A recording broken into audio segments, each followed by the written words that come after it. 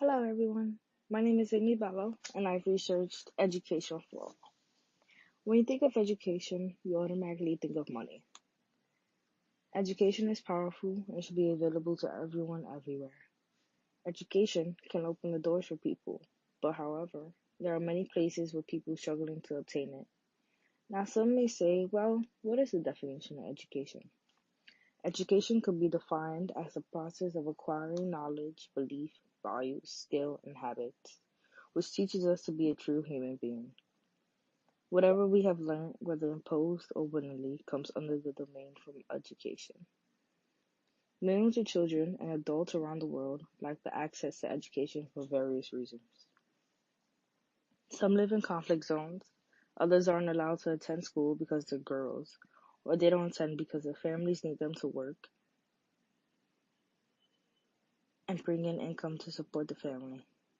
Worldwide, there are still more than 150 million children ages 3 to 5 who do not have access to pre-primary education, including more than 80% of children in low-income countries.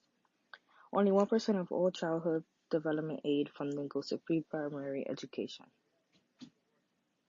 Because of this, many emerging countries do not have the appropriate financial resources necessary to create schools, provide schooling materials, nor recruit and train teachers.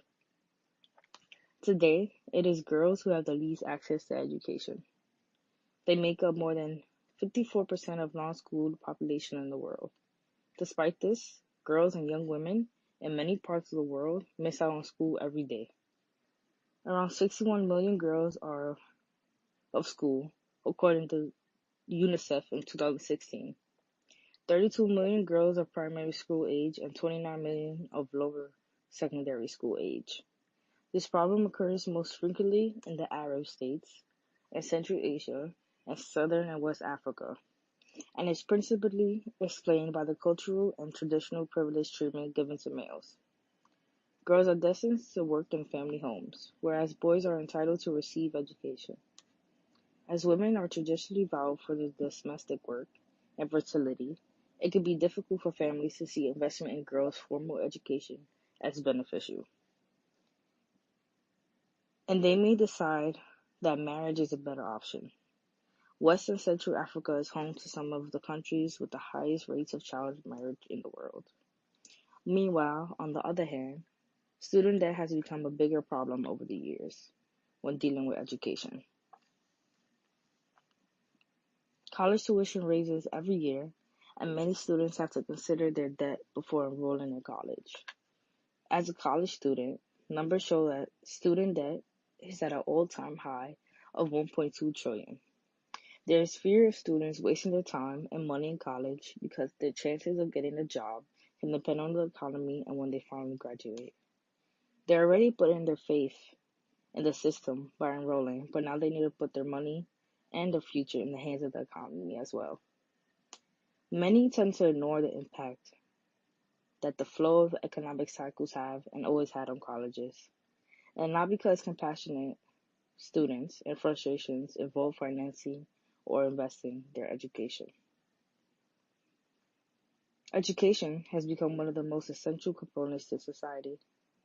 Without free and or easy access to education, there are multiple issues that seen in countries such as Ghana, Malawi, United States, and India. The differences are majorly seen in developing countries because there's normally a lack of education for girls and women, and poverty forces people to stop attending school. Education can make a person well-rounded and shape a child into a successful adult.